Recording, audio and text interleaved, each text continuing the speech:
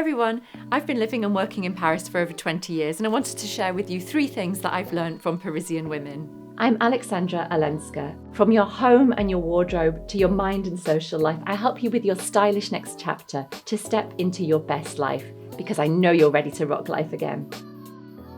So when you get to a certain age, it's really important to have your community around you. And in Paris, this is super important. So one of the things that I've learned in Paris is the importance of having your confidants, those people around you that you can trust. And I don't mean your friends and family, although of course they're super important. By this I mean the people that help you. For example, your tailor, having a really good tailor that can mend your clothes and that can alter your clothes for your changing body shape. In Paris there are plenty. They call them retouches, and you'll find several in every arrondissement. I'm lucky enough to have a wonderful Cypriot retouche at the end of my street, a very, very tiny little store in the premier arrondissement. I can trust him with everything from Zara to Chanel, and he makes everything look more expensive by tailoring things to fit. This is so important, especially as we get older and our body shapes change. Whatever budget you're shopping on, your clothes can be enhanced by a little bit of retouching. Along the same lines, we've got your local cobbler.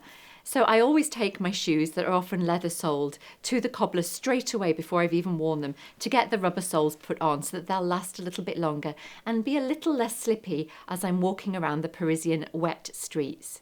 Having a cobbler is crucial in Paris because while sneaker culture is sneaking in, a lot of women will still wear beautiful mid-size heels on boots or in court shoes in the daytime. You see them all over the metro running around Paris. And the cobblers are amazing. They're able to repair heels, fix broken straps, and there's often a long queue outside my cobbler's shop because of the amount of women that are waiting for their shoes to be fixed and adjusted.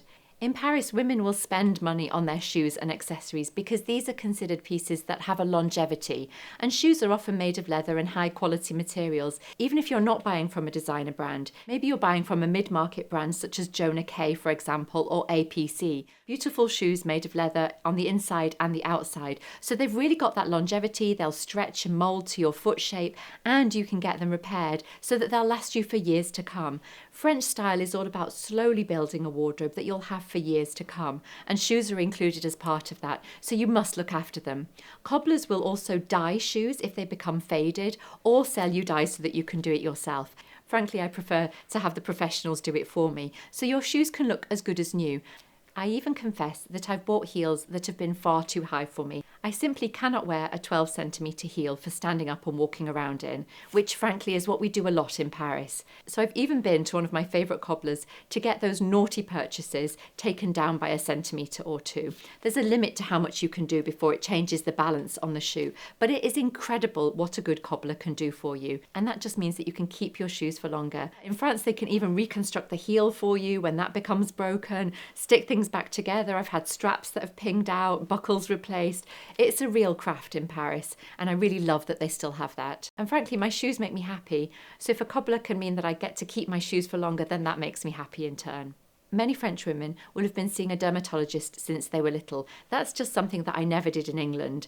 And in France, it's really part of the culture. At midlife, your skin can change due to hormonal flare-ups or the menopause. So it's really great to maybe reevaluate and take that moment to revisit a dermatologist, to change up your skincare routine for midlife and beyond. So at midlife, it's the perfect moment to revisit a dermatologist, especially someone that you trust, that knows your skin and how it's changed from year to year, so that you can really enhance your skincare routine and have glowing skin at midlife and beyond. A surprisingly important confidant that every Parisian woman will have is their pharmacist. I was shocked at the amount of pharmacists and also opticians that there are in Paris. The streets are full of them, represented by a flashing green cross outside.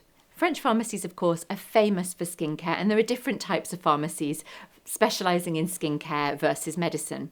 But here I'm talking about your traditional pharmacist. Your relationship with your pharmacist in your particular arrondissement is going to be crucial. If your pharmacist knows you really well, you might find that you're able to get antibiotics, for example, without needing to go to a doctor. And they're going to get to know you and help you with all of your ailments. I have a great relationship with my local pharmacist. He's absolutely adorable, and I buy him a coffee and stop for a little chat with him every morning on my way to work. In turn, he holds on to my spare keys for me. So when I have friends come to stay and I'm out of town, they simply pop into the pharmacy and say hello. In turn, we all have a beautiful, happy community together. I have to confess, as a foreigner moving to Paris, it's not always the easiest integration moment. And part of finding your people is finding the people in your local community who are going to accept you eventually. For a long time in my community, before I got older, I was known as la jeune fille anglaise, the young English girl, and they would giggle at my eccentricities, according to the French. While I barely understood French at the time, I did understand that they were laughing at my maybe a little bit too English eccentric outfits, for example. That famous time where I wore a gold skirt to the market. Outrageous. That was considered very avant-garde for the eccentric young English girl of the neighbourhood. But gradually, as they got to know me, and I said my bonjour. By the way, whenever you go into a store in France, do say bonjour. It's considered very rude not to. The same is true if you work in an office. You say bonjour in the morning to every single colleague that you cross. And then after lunch again, you will come in and say bon après-midi to everybody. You might even say bon fin d'après-midi, happy end of the afternoon. And then, of course, bonsoir or bonne soirée, have a nice evening.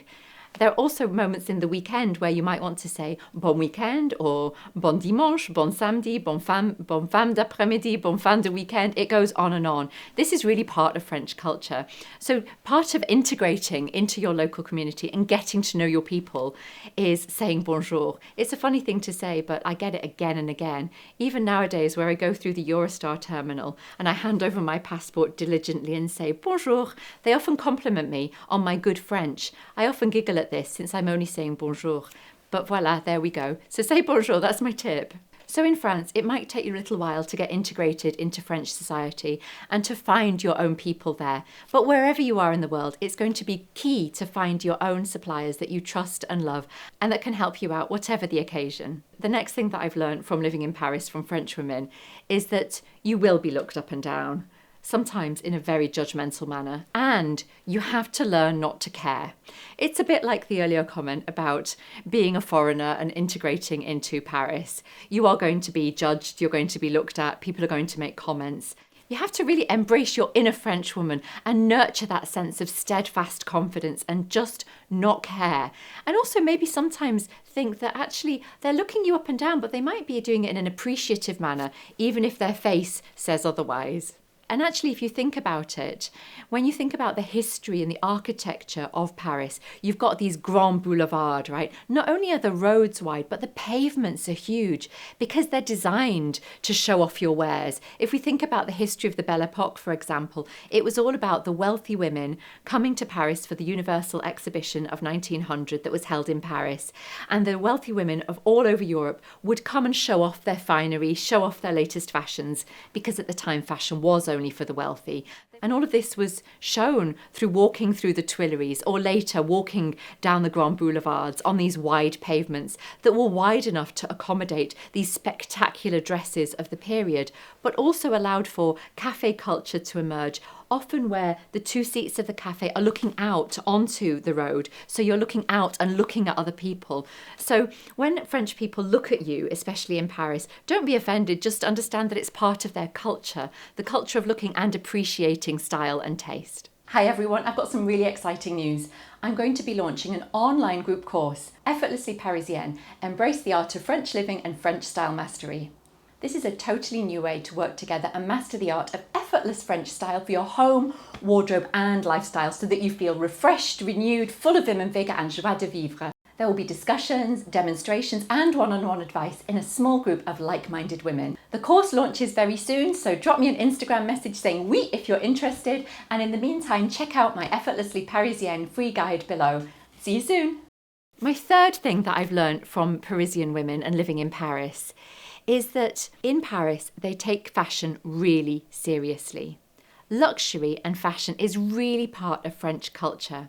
We see this historically from Cardinal Colbert. Cardinal Colbert famously went to Italy and took a lot of the Italian craftspeople and brought them over to France because he wanted France to be the capital of luxury over the craft of Italy. And he in many ways succeeded.